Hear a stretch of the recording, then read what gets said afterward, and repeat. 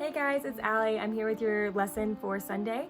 It's about the book of Esther and the different identities that we see throughout it. So if you want to follow along, I'll be referencing it throughout this lesson. It's really short read and it's really good to dive into. There's a lot of good lessons and symbolism that I find interesting. So we're gonna get started. So a lot of my friends watch this show called The Bachelor, and you may have heard of it. It's where women compete for a single man and like the relationship there. And this concept isn't new, and you actually see that it opens up the book of Esther. So you see Esther gets thrown into this extreme beauty contest being held by the Persian king Xerxes to find a new queen because he just recently banished his old queen. So imagine the situation Esther is put into when she is chosen for this contest completely just based off of her looks and being a virgin. So she's a Jewish orphan girl raised by her cousin Mordecai, and she suddenly is given this potential to become the new queen. She moves into the palace and meets new people and gets a new lifestyle. And so what do we do when we go and meet new people? We ask them to tell them about themselves. And how do we respond and answer these questions? Well, we tend to present ourselves in a way that we want to be presented. So how come Esther, when people are getting to know her, kept her identity a secret, especially because she's a Jew? We know that Mordecai commanded her not to share her nationality, and she obeyed. And you can see this in chapter 2, verses 10 and 20, and we don't know exactly why. We just know that because she kept her identity a secret, she would not have to face prejudice, but instead she'd come with favor with the people she met. So in this way, Esther makes an interesting comparison by keeping her identity as a Jew secret with her cousin Mordecai, who is a devout and outspoken Jew, but also with Haman, another main character in this book of Esther. So, and his identity revolved around power and riches. So in this book, we see that there are 3 different types of identity that play out, 2 of which are founded in Jewish beliefs in the sovereignty of God, and Haman's, on the other hand, which is based off of earthly accomplishments and power. And as the story develops, we see how these characters see themselves and see how they perceive their own identities determines the courses of their lives. So the book of Esther starts out with this grand search for a new queen, and we're introduced to the main characters of the story. The king, who has the position of power, and he kind of tells everybody what's going to happen, and it's his way or the highway. Esther, who becomes the new queen, and she finds favor with the king despite him not knowing her nationality as a Jew. Mordecai, who's a guard and a self-proclaimed very devout Jewish man. Haman, who's a high-ranking official on the king's court, whose power goes to his head. And so here we see that these 4 main characters interact. So Haman, through his position of power, he tries to get the Jews exterminated because they don't treat him with the respect that he believes he deserves. Specifically Mordecai, who refuses to bow down. But on the other hand, Mordecai does respect the king and does save his life at one point, and earns respect from him, from the king Xerxes. And Esther finds favor with the king, as well as Haman, because Haman doesn't know she's a Jew. And so the king kind of plays this position where he grants Haman's request to try to exterminate the Jews because he gives a compelling argument as to why they are not beneficial to the kingdom and kind of are plotting against him. And so Esther goes on this journey where she's placed in a position of power where she risks her own life, especially at the suggestion and encouragement of Mordecai, her uncle, who raised her, to save the Jews. So she puts her life at risk by approaching the king without permission, and because she has great favor in his eyes, he doesn't kill her on sight. He listens and hears her request out, and so she throws 2 banquets for the king and Haman, one just to talk, and the second one to tell the king Haman's evil plans.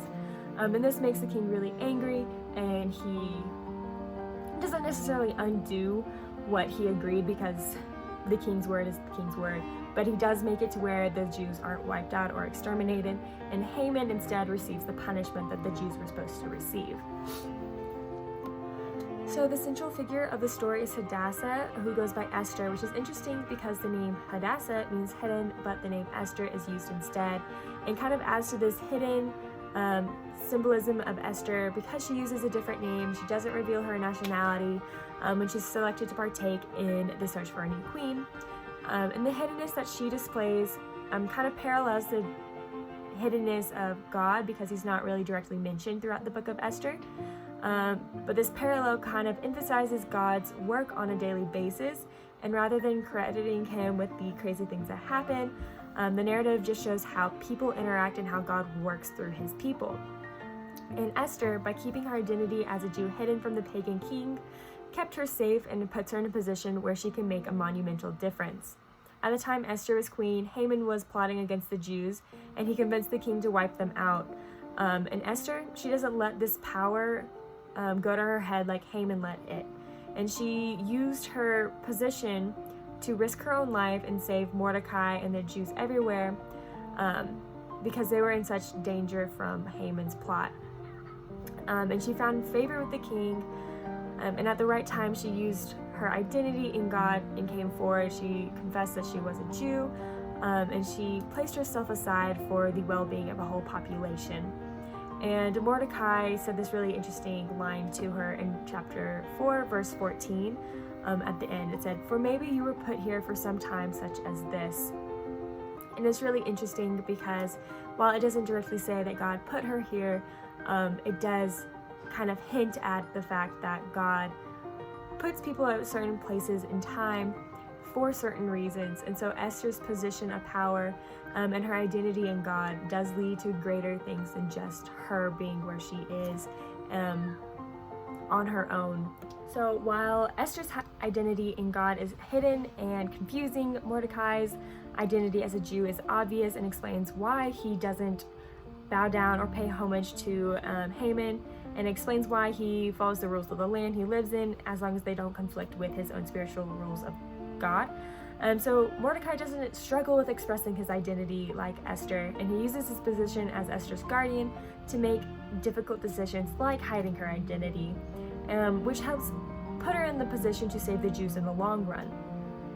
So when Mordecai saves King Xerxes from a murderous plot, he is recorded as Mordecai the Jew, and his nationality and beliefs are clearly connected to his names and existence, unlike Esther, whose name, Hadassah, and her nationality as a Jew is not connected to her existence as a queen and King Xerxes' wife.